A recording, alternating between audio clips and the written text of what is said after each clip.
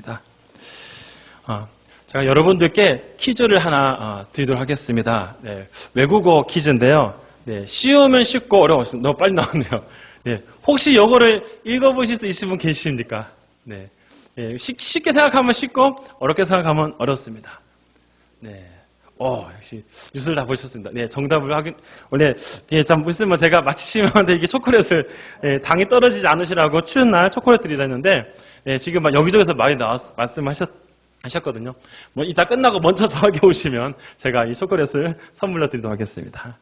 네, 다시 한번 넘겨주세요. 네, 이 뜻은 한 번 더 넘겨주세요. 네, 같이 갑시다라는 그런 말인데요. 이거는 이제 무슨 말이냐면 여러분 혹시 뉴스에서 보셨으면 아시겠지만 이 바이든 대통령이 이제 당선이 되지 않았습니까? 그래서 이제 문재인 대통령이 이제 함께하자는 의미로 이게 표현을 했는데 원래 영어는 go together라는 표현이 이제 원래 영어의 뜻인데 이렇게 한 것은 이제 우리식 표현, 쉽게 말하면 콩글리시적 표현을 한 겁니다. 원래 이 기호는 1950년 이 백선현 장군과 맥아더 장군의 어떤 관계적 친밀한 관계를 이제 성성하는 의미에서 이렇게 같이 갑시다 이런 표현들을 사용했다고 합니다. 근데 제가 이제 이거를 보면서 한번 오늘도 우리가 말씀 나누고 같이 나라를 위해서 기도하는 시간을 가질 것이기 때문에 같이 우리 이렇게 한번 옆 사람과 인사를 했으면 좋겠습니다. 예수님 말씀으로 같이 갑시다. 네, 예수님 말씀으로 같이 가는 저와 여러분이 되었으면 좋겠습니다. 네, 제가 중고등학교 때 주일 저녁에 하나 좋아하는 프로그램이 있었습니다. 그게 뭐냐면 혹시 저보다 연배가 있으신 분들은 아실 수 있을 것 같아요. TV 인생극장이라고 하는 아마 배우 이희재 씨가 이희재죠. 그게 혹시 보시면 아시는지 모르겠어요. 어떠한 문제가 발생하면 고민하다가 갑자기 그래 결심했어 그러면 갑자기 음악이 탁 나오면서 두 개의 사진 나눠집니다. 빠밤 하고 음악이 나눠지니까 하나의 문제를 가지고 A라는 답과 B라는 답 두 가지 답을 이제 가지고 이제 하는 그런 프로그램이 있었습니다. 저는 항상 이거를 보면서 다양한 어떤 내용들을 담고 있어가지고 굉장히 좀 인상 깊게 남았던 그런 건데요. 제가 이것을 보면서 한 가지 느낀 것은 뭐냐면 요거를 보면 어떤 문제를 가지고 항상 A라는 답을 내린 사람과 B라는 답을 내린 사람이 나중에 결과가 전혀 다른 삶을 살아가게 된다는 거죠. 그러니까 A라는 답이 맞다고 생각하면 A라는 답을 가지고 가는데 문제는 그것이 맞을 수도 있고 틀릴 수도 있습니다.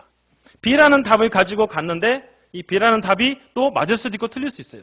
제가 약간 기억나는 장면이 있는데 그건 뭐냐면 극 중에서 이제 이희재 씨가 이제 여자친구를 이제 어머니에게 소개하는 장면이 있었습니다. 소개를 하는데 문제가 뭐냐면 이 어머니가 싫어해요. 게다가 이 이희재 씨가 극 중에서 마마보이입니다. 마마보이니까 아무래도 고민하는 거예요. 어머니는 싫어하고 근데 사랑하는 여자이고 고민하다가 이제 결심했어 그러면서 이제 A와 B를 나눠주거든요. A를 선택한 건 뭐냐? 어머니를 선택해서 평생 마마보이에 사는 거. B를 선택한 건 뭐냐? 어머니의 뜻을 거역하고 사랑하는 여자를 선택해서 힘든 과정을 겪었지만 그래도 해피한 가정을 이루는 거. 두 가지 장면을 이제 보게 됐어요.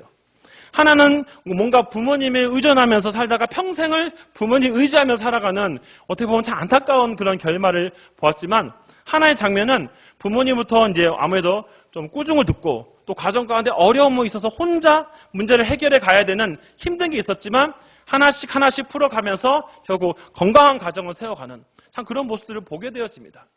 어찌 보면 우리의 인생이 보면 이런 A와 어떤 문제를 가지고 두 가지 혹은 세 가지, 네 가지 이상의 어떤 갈등을 할 때가 있습니다.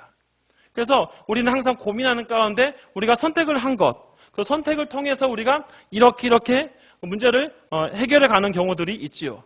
하지만 때로는 우리가 어떤 문제를 해결함에 있어서 그것을 잘 해결하지 못하고 때로는 안타까운 결론을 내릴 때도 있다는 것도 우리의 삶의 모습 중에 하나입니다. 혹시 여러분 중에서 뮬란이라는 영화를 보신 분 계신지 모르겠습니다. 1998년도에 그 애니메이션 뮬란이라는 애니메이션 나왔거든요. 이게 뭐냐면 이 뮬란이라는 여자가 자신의 아버지가 부상을 당했어요. 그러니까 아버지를 대신해서 전쟁터에 나가서 많은 남자들과 싸워서 어떤 공을 세우는 좀 여성으로서는 조금 부담스럽지만 그래도 아버지를 대신해 싸우는 그런 밀란의 영화가 있어요. 애니메이션이 있습니다. 많은 이제 그런 좋은 이미지를 갖고 있었는데요.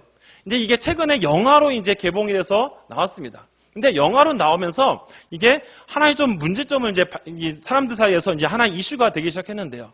그 내용은 뭐냐면 이 영화로 나온 이 밀란에서는 이 중화 사상, 중국을 뭔가 강조하고 하는 그런 사상들이 이제 드러났다는 거예요. 사실 이 밀란이라는 영화는 미국의 디즈니사에서 이걸 만든 건데 어째서 중국이 이걸 개입했냐라는 질문들이 있었습니다. 결론은 한 가지예요.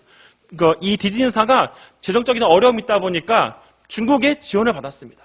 그러니까 중국이 막대한 지원을 받다 보니까 어떤 일이 생겼느냐. 아무래도 중국의 눈치를 볼 수밖에 없다는 거죠. 그러니까 그 안에서 은연중으로 중국의 뭔가 우월하게 나타내는 그런 모습들이 너무 많이 나타나서 하나의 비평적인 차라리 애니메이션 밀란이 낫다라는 그런 평가들을 받고 있습니다. 여러분 이 중국이란 나라를 보면 참 재미있는 나라라 생각이 들어요. 1949년도에 모택동이 이제 공산혁명을 일으켜서 하나의 나라를 이제 만듭니다. 장개석을 대만으로 몰아내고 하나의 나라를 만들면서 이제 나름대로 국가를 형성해 나가죠. 하지만 문제점이 뭐냐? 이 공산주의 사회에서 가장 큰 문제는 경제적으로 어려움을 겪는다는 겁니다. 그러다 보니까 이제 두 번째 지도자였던 등소평이 등장하면서 체제를 바꿔버렸죠. 경제를 살리자. 그래서 시장 경제 체제로 바꾸면서 중국이 막대하게 변하는 과정들을 보게 됩니다. 사실 지금 우리 주변에 보면 중국의 어떤 변화하는 모습들을 참 많이 보게 되죠. 얼마나 중국의 변화가 커졌냐 하면은 여러분 저희 교단에 있는 총신대학교에서 심지어는 중국어를 위한 중국 사람들을 위한 목회학 석사 과정까지 있었습니다. 최근에는 그 폐지되긴 했었지만 중국 사람들을 선교하고 중국의 언어를 습득해서 중국에 가서 그들과 함께 그쪽에서 목회를 할 수 있는 사람들을 키우기 위한 그 과정의 어떤 목회 석사 과정까지 나올 정도로 중국은 굉장히 광대한 그런 의미들을 가지고 있습니다. 사실 중국이 목적으로 가지고 있는 것은 지금 현재 세계 패권을 다루고 있는 미국을 밀어내고 자신들이 세계 1위가 되고 싶어 하는 거죠. 그래서 제가 예전에 들은 것 중에 한 가지가 기억나는 게 뭐냐면 이 중국이라는 나라가 지금 현재 공통어는 우리가 영어를 쓰지 않습니까? 그래서 영어를 밀어내고 중국어를 세계 공통어로 만들고 싶어 하는 그런 움직임들이 참 많이 있습니다. 물론 아직 그 시기적으로는 어려운 부분이 있죠. 아무래도 미국이 막대한 것을 가지고 있지만 그만큼 중국의 변화는 참 많은 것들을 우리에게 생각하게 합니다. 정치적인 사회에서는 사회주의적인 것을 가지고 있지만 시장 경제를 통해서 다양한 부를 축적하는 중국의 모습들을 보면서 참 많은 생각들을 하게 되는 것이죠. 그뿐 아니라 이 주변의 많은 나라들을 볼 때 시대적으로 많은 변화를 보면서 시대적으로 참 많은 것들이 많이 변한다는 것을 우리가 느끼게 되어집니다. 요즘에는 기독교적인 그런 가치관들이 많이 상실돼가는 시대에 살아가고 있습니다. 기독교로 세워진 나라조차도 기독교를 억압하는 그런 시대 속에 살아가고 있는 현실을 우리가 보게 되는 것이죠.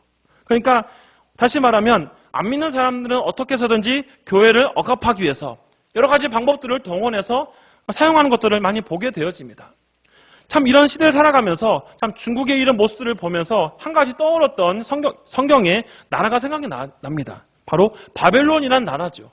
여러분 바벨론이라는 나라는 당시에 오늘 본문에 등장하는 내용 속에서 가장 최고의 강대국 중의 강대국입니다.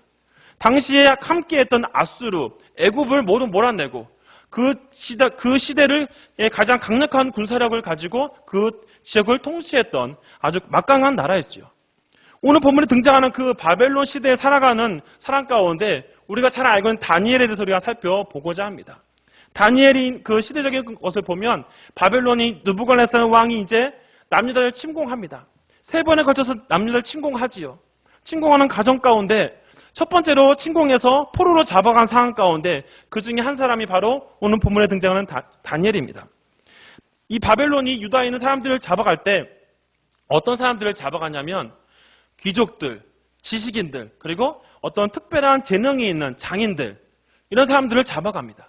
이를 잡아가서 그들로 하여금 하나의 바벨론 문화를 만들게 되는 거죠.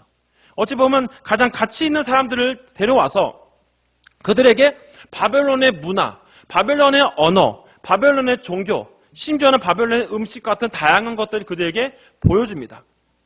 그들에게 훈련시켜서 그들을 통해서 전 세계를 바벨론화 하려는 것이죠. 다시 말하면 민족 말살 정책을 하고 있다는 것과 동일한 측면인 겁니다. 우리나라도 보면은 우리가 일본의 지배를 받으면서 일본이 저질렀던 민족 말살 정책 우리가 많이 기억합니다. 그래서 우리의 어떤 사고방식, 심지어는 우리의 기독교 가치관까지 많이 빼앗긴 것도 많이 보게 되지요. 한때는 어땠습니까? 이 창시개명이란 때문에 우리의 이름조차 사용하지 못했던 그런 시대를 살아갔던 우리 어르신들도 많이 있지 않았습니까?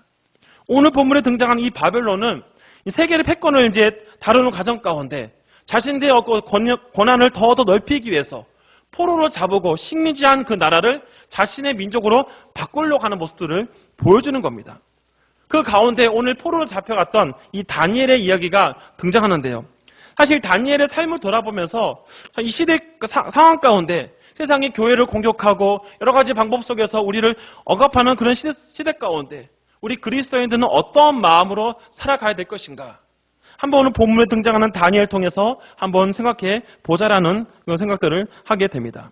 오늘 본문에 등장하는 이 다니엘 본문 우리 1장 우리 8절 말씀만 다시 한번 읽어보겠습니다. 시작. 다니엘은 뜻을 정하여 왕의 음식과 그가 마시는 포도주를 자기를 더럽히지 아니하리라 하고 자기를 더럽히지 아니하도록 환관장에게 구하니. 지금 이 다니엘이 포로로 잡혀와서 그들이 먼저 바벨론의 교육을 받으면서 바벨론의 언어, 바벨론의 문화, 다양한 것을 습득하면서 동시에 왕이 먹는 음식과 포도주를 이제 그들에게도 먹게 합니다. 근데 오늘 본문에 보면 이 다니엘은 지금 왕으로부터 주어지는 음식 그리고 포도주를 먹기를 거절하는 상황이 등장하는 것이죠. 사실 이 부분을 보면서 한 가지 좀 궁금한 점이 있었습니다. 그것은 뭐냐면 다니엘이 본문 속에서는 자기를 더럽히지 아니하기 위해서 왕의 음식과 포도주를 먹지 않는다 하는 것이죠. 사실 우리가 쉽게 말해서 우상에게 준 음식을 먹느냐 안 먹느냐 이 고린도전서 8장 4절과 8절 말씀에서 등장하는 내용들인데요. 한번 화면을 한번 보시고 같이 한번 우리 읽어보겠습니다. 시작. 그러므로 우상의 제물을 먹는 일에 대하여는 우리가 우상은 세상에 아무것도 아니며 또한 하나님은 한 분밖에는 없는 줄 아노라. 음식은 우리를 하나님 앞에 내세우지 못하나니 우리가 먹지 않는다고 해서 더 못 사는 것도 아니요 먹는다고 해서 더 잘 사는 것도 아니니라. 다 아시다시피 고린도전서 8장은 바울이 분명한 것을 얘기하고 있습니다.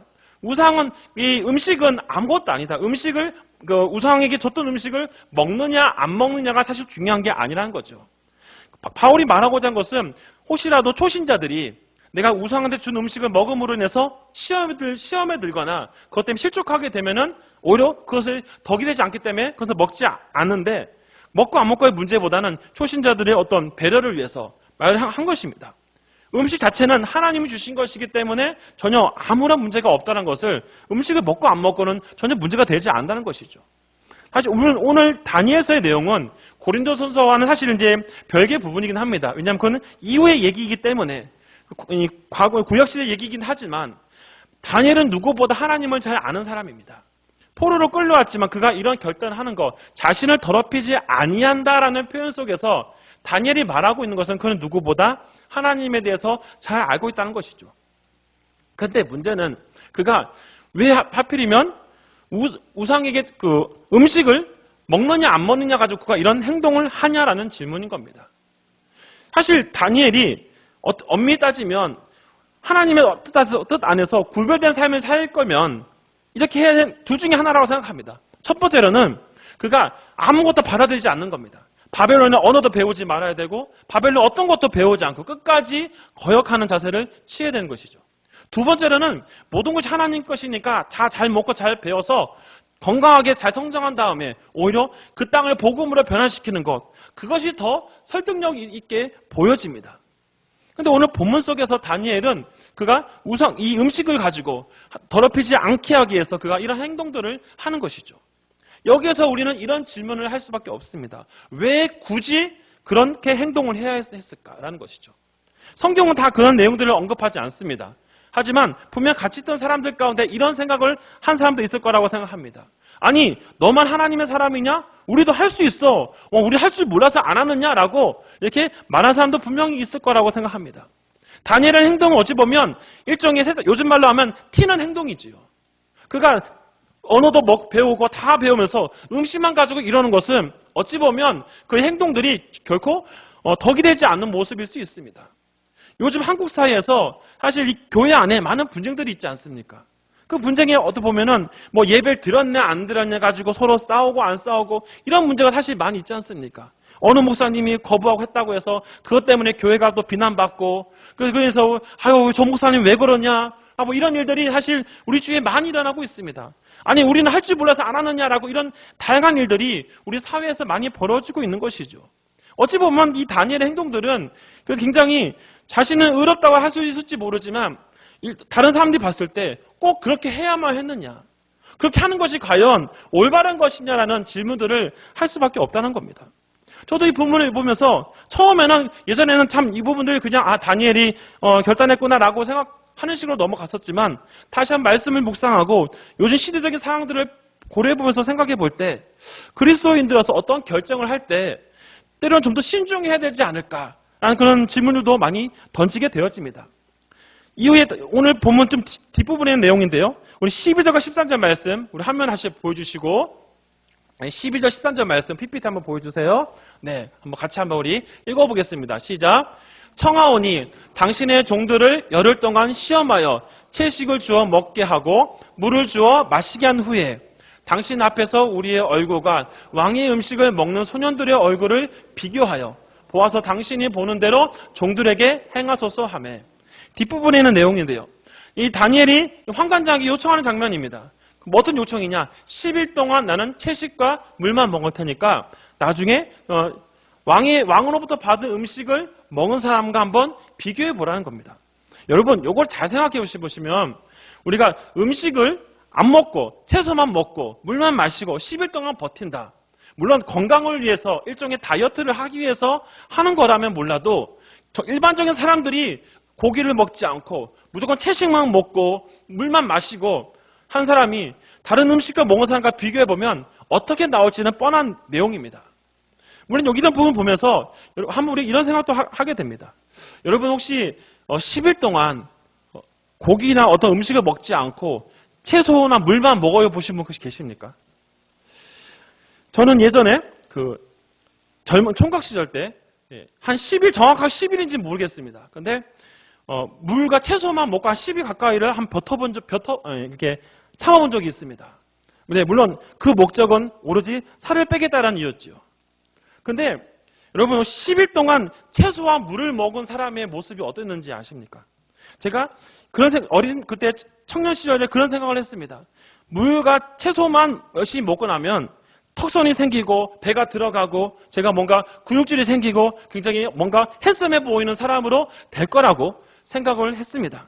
근데 여러분 오히려 10일 동안 채소만 먹고 물을 먹으니까 어떤 일이 발생하냐면 제가 한 열흘째 되고 나니까 배가 너무 고팠습니다. 그래서 그 다음날은 고기를 3배로 가까이 먹었습니다. 더 많은 고기를 먹게 되고 그렇게 좋아했던 쭈꾸미 볶음과 달콤한 빵을 더 많이 섭취하게 된 것이죠. 살을 빼는 것이 아니라 더 살이 더 쪄서 더 부풀어 올랐다는 겁니다. 결국 살을 빼는 방법은 운동을 통해서 뺐다는 것을 나중에 이제 체득하게 된 것인데요. 여러분 10일 동안 채소만 먹고 물을만 먹는 그 사람이 정상적인 삶을 살 수 없다는 것은 우리가 당연한 이치인 것이죠. 그러나 성경은 그가 그렇게 했음에도 불구하고 오히려 그들보다 더 용택해졌다라는 표현들을 하고 있습니다. 그렇다면 다니엘은 이런 행동들, 음식을 먹지 않고 그가 하는 행동들은 무엇이 그를 그렇게 만들어 갔는가라는 질문인 것이죠. 오늘 보면 8절에서는 다니엘은 이렇게 설명을 하고 있습니다. 8절을 보면 다시 보시면 다니엘은 뜻을 정하여라는 표현을 사용하고 있죠. 제가 뜻을 정하여라는 표현을 한번 살펴보니까 뜻을 정하여 이런 의미가 있습니다. 영어로 resolve라는 단어가 있는데 이것은 결정하다라는 단어가 있거든요. 한번 넘겨주십시오. 결정하다 뜻이 있는데요. 같이 한번 우리 밑줄 친 부분을 같이 읽어보겠습니다. 시작. 무엇을 이루려고 속으로 다져먹는 마음, 의지나 어떤 말이나 행동으로 가치나 중요성을 가지는 행동. 한 번 더 넘겨주세요. 이런 것을 좀 더 구체적인 설명을 하면 이렇게 해석을 합니다. 같이 읽어보겠습니다. 시작. 신앙의 정체성에 대한 간절한 고백인 것이죠. 여러분, 다니엘의 지금 이런 행동들, 어찌 보면 다른 사람들의 시선 가운데 안 좋은 이미지를 심어줄 수도 있습니다. 어떻게 보면 이런 부분 속에서 그가 오히려 다른 사람보다 더 튄다는 의미 때문에 오히려 그가 비난을 받을 수도 있는 것이죠.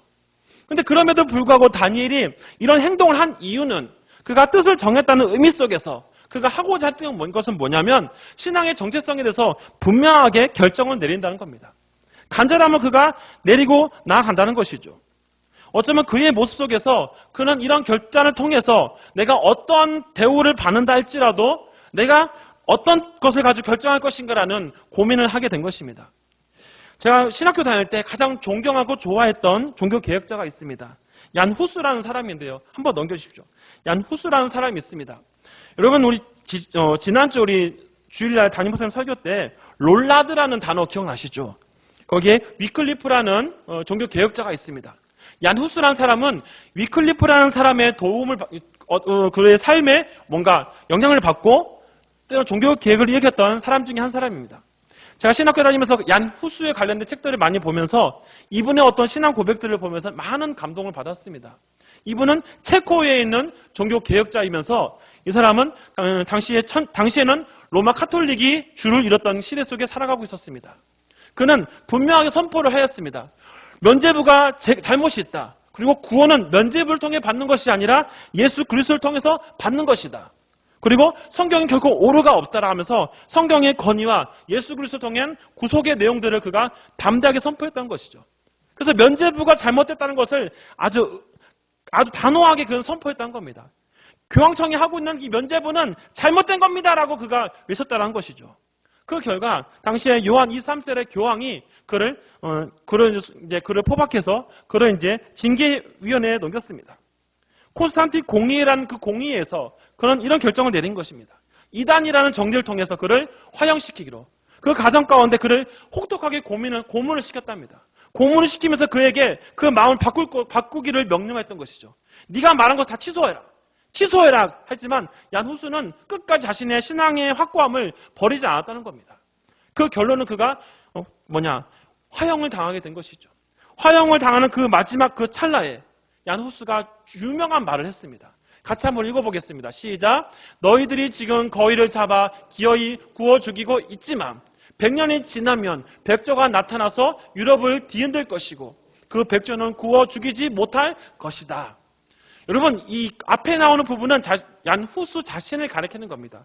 당신들이 나를 잡아서 나를 화형시켜 나를 죽일 수는 있지만 100년 뒤에 또 다른 나 같은 사람이 나와서 그가 하는 그거는 유럽을 뒤흔들 것이고 그는 결국 여러분들이 죽이지 못할 것이다라는 선포입니다. 정확하게 100년 뒤에 95개의 방법문을 가지고 했던 마르틴 루터가 종교개혁을 성공하면서 이 얀 후스의 이런 고백이 실제적으로 역사적으로 이루어진 것을 또 하나의 사건으로 보게 됩니다. 저는 얀 후스의 이 고백 보면서 그가 어떻게 이런 것을 추측할 수 있었을까? 그가 영적으로 뭘 깨달아서 그런 것은 결코 아니라고 생각합니다. 중요한 것은 얀 후스는 죽음의 그 위기 속에서 자신이 지켜왔던 가치, 자신이 지켜왔던 중요한 본질에 대해서 확고하게 밀어붙인 겁니다. 아닌 건 아닌 거라고 분명히 외치는 그런 모습이 얀 후스의 모습이었지요. 얀 후스가 화형당하며 죽는 과정 가운데서 보면 로마 교황청에서는 거봐, 저들 우리들이 반역하니까 저렇게 죽음으로 끝나는 거야 라고 생각했을지 모릅니다. 그 상황에서는 얀 후스가 죽는 그 순간에는 얀 후스가 하나의 죄로 사라졌습니다. 하지만 분명히 기억할 것은 얀 후스의 순교를 통해서 하나님께서는 바로 마르틴 루터라고 하는 100년 뒤에 그를 다시 일으켜 세워서 다시 한번 교회의 본질을 세우시고 그로 인해서 로마 교황청이 행했던 모든 악행들을 세상에 만천하에 드러나게 한 것이지요. 오히려 그로 인해서 진리가 선포되어지고 하나님 말씀이 온 세상에 퍼지게 된 것입니다. 얀 후스는 죽음 앞에서도 그가 담대하게 선포한 것이 뭐냐면 너희들 나를 죽인다 할지라도 100년 뒤에 나 같은 자를 통해서 하나님께서 그를 통해 위대한 종교 계획을 일으킬 것이다라고 분명하게 얘기했던 겁니다. 저는 이런 내용들을 보면서 가슴이 되게 뜨거웠습니다. 하나의 현재적인 상황에서 보면 후스는 참 불쌍한 사람이지요. 죽음을 통해 불에 타 죽는 어떤 그 고통이 얼마나 크겠습니까? 하지만 그의 분명한 마음속의 결단은 무엇이냐? 자신이 온갖 고난과 온갖 어려움 속에서도 자신이 중요하게 여기는 그 가치에 대해서 끝까지 밀어붙였다는 겁니다. 바로 그런 그 결단이 오늘 보면 다니엘에게 있었던 것이죠. 다니엘이 어떤 상황이 있다 할지라도 자신이 결단을 내리고 하나님의 사람답게 살겠다라는, 내가 비록 포로의 신분에 있고 내가 여러 가지 어려운 상황에 있다 할지라도 내가 분명히 짚고 넘어야 될 것은 나는 하나님의 사람이라는 것을 그가 어떤 그런 조그만 결단을 통해서 분명하게 보여주고 있는 겁니다. 어찌 보면 그의 모습들이 외부 주변 사람들이 봤을 때 별별로 없는 것처럼 보일 수 있습니다. 하지만 다니엘은 그의 삶 가운데 분명한 고백을 하는 것을 볼 수 있죠. 우리가 이후에 다니엘과 세 친구가 풀불에 들어간 장면들을 다 아실 겁니다. 그때 유명한 그 구절이 있죠. 그리 아니하실지라도. 여러분, 그리 아니하실지라도 뭡니까? 내가 비록 풀불에 들어가 타 죽는 한이 있더라도 내가 금지상에 절하지 않겠다. 그것이 신앙으로 고백하는 다니엘의 세 친구의 고백 아니겠습니까? 그런 그들의 삶 가운데 분명하게 보여주는 그 메시지는 뜻을 정했다는 것이죠. 나는 비록 포로에 있어도 하나님의 말씀대로 살겠다. 하나님의 자녀로서의 끝까지 삶을 잃지 않겠다는 것이 이 다니엘의 그 자신의 뜻을 정하는 모습 가운데 나타나고 있다는 겁니다. 그 모습이 구절 말씀을 같이 한번 읽어보겠습니다. 9절 말씀입니다. 하나님이 다니엘로 하여금 환관장에게 은혜와 긍휼을 얻게 하신지라. 은혜와 긍휼, 히브리어로 보니까 헤세드라는 단어가 등장하는데요. 화면 한번 넘겨주세요. 보시면 헤세드란, 여러분 히브리어는 여러분 아시다시피 우리나라 말처럼 이게 우리나라 말처럼 읽으시면 안 됩니다. 거꾸로 보셔야 돼요. 거꾸로 보셔야 됩니다. 헤세드란 단어가 보니까 사랑한다, 연모하다는 것을 유래했는데 이것이 은혜, 긍휼 여러 가지 표현들이 담겨져 있습니다. 근데 참 재밌는 거는 이 헤세드란 단어를 연구하다 보니까 몇 가지를 좀 발견하게 되었습니다. 헤세드란 단어 속에서 보니까 세 가지가 있는데요.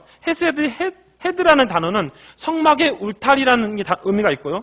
이 사메드라고 하는 이 사메드는 하나님의 보호, 달렛, 이거는 문이라는 표현이 있는데요. 이거 종합적으로 해석하다 보니까 하나님께서 진을 치고 보호하신 울타리, 하나님의 문, 이렇게 해석이 된다는 겁니다. 즉 하나님께서 이 다니엘을 보호하시기 위해서 환관장에게 이런 긍휼과 은혜를 베푸셨다는 것이 9절 말씀 속에 등장하는 것이죠. 문제는 이것이 안 되었다 할지라도 다니엘은 미래에 대해서 알 수는 없지만 자신이 뜻을 정하고 나는 결심하겠다는 겁니다. 나는 결심해서 하나님의 사람으로 살겠다. 그것이 다니엘이 그런 상황 가운데 그가 내리는 그의 결론의 모습을 우리가 보게 되는 것이죠. 오늘 본문 속에서 우리는 한 가지를 좀 기억해 봐야 할 겁니다. 다니엘이 이런 결정을 하는 이 모습 속에서 우리가 한번 우리의 삶을 한번 돌아봐야 되는 겁니다. 처음 제가 질문을 던졌던 것처럼 시대적으로 많은 어려움이 있는 그런 상황 속에서 과연 우리는 어떠한 결정을 내리며 살아가야 할 것인가? 때로는 우리에게 어려움이 찾아오는 그런 상황 속에서도 우리가 그리스도인으로서 기독교적 가치관을 가지고 결단하며 살아갈 수 있는가라는 그런 질문입니다. 사실 우리 삶을 돌아보면 많은 어려움이 있죠. 요즘 참 우리가 예배드리기 어려운 상황 가운데 있습니다. 성도들을 만나기 어려운 상황 가운데 있습니다. 하지만 그런 상황에서도 우리가 놓치지 말아야 될 것이 무엇이냐라는 질문입니다. 다니엘은 그 질문에 대해서 자신의 뜻을 정했다는 것이죠. 어떤 상황에 있어도 내가 고난의 현장에 있다 할지라도 다니엘이 말하고자 했던 자신의 그 고백은, 그 간절함은 결국 하나님께 있다는 사실을 분명하게 보여주는 겁니다. 다니엘을 계속 읽어보시면 알겠지만 다니엘은 인간적으로 흠이 별로 없는 사람입니다. 사실 누구나 흠은 있지요. 털어서 먼지 안 나는 사람은 없습니다. 그런데 성경을 읽어보면 참 다니엘은 그에게 있어서 약점이 별로 드러나지 않습니다. 사실 다니엘을 대적하는 사람들이 다니엘을 잡기 위해 온갖 방법들을 다 동원합니다. 하지만 다니엘은 어떠한 경우도 넘어가지 않습니다. 참 다니엘이 가지고 있는 좋은 장점이라 생각합니다. 그만큼 그는 하나님의 사람으로서 끝까지 하나님 앞에 붙잡혀 있다는 것을 우리가 본문 속에서도 이 구절만 봐서도 이해할 수 있는 것이죠. 전체적으로 다 살피지는 않았지만 오늘 시작하는 이 부분 속에서 당시의 최고의 절대자라고 생각하는 느부갓네살 왕 앞에 결코 굴복하지 않는 모습이 다니엘에게 있었습니다. 어떻게 그는 다른 사람과 달리 이런 모습을 가지고 있었냐는 거죠. 바로 그 내면의 모습을 한번 돌아볼 수 있는 것이죠. 오늘 본문을 통해서 우리는 몇 가지 결단을 할 것을 우리가 생각해 보고자 합니다. 첫 번째로는 우리가 이걸 통해서 하나님의 말씀대로 살겠다라는 신앙의 고백을 해야 된다는 것이죠. 사랑하는 성도 여러분, 우리 세상 속에서 그리스도인들이 항상 놓치지 말아야 될 가치는 뭐냐면 하나님의 말씀대로 산다라는 고백입니다. 신앙인의 삶은 끝까지 어떤 경우가 있어도 하나님의 사람으로서 그 자리를 놓지 않겠다는 것이죠. 지난주에 저희가 히브리서를 통해 믿음에 대해서 같이 나누면서 모세에게 이야기를 한 적이 있습니다. 모세 얘기를 하면서 제가 그렇게 말씀을 드렸습니다. 모세는 바로 왕의 그 딸의 그런 왕자의 자리를 그가 거부했다고 했습니다. 그가 비록 그 자리를 거부하고 있다 할지라도, 비록 그가 하나님의 자녀로서 고난의 자리에 있다 할지라도 제 자리에 있지 않겠다, 믿으면서 결단을 내렸다는 거예요.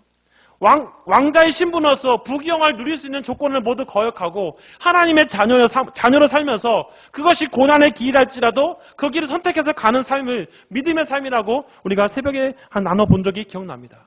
오늘 본문 속에서 다니엘은 바로 하나님 말씀대로 살겠다, 그것이 그 사람의 인생의 중요한 가치였다는 것을 우리에게 얘기하고 있는 것이죠.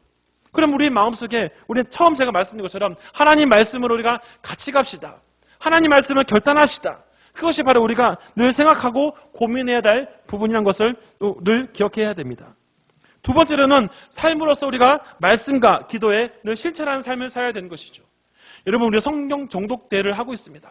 제가 신방을 하다 보면 바빠서 성경을 참 못 읽는 분들이 참 많으세요. 바쁘시죠.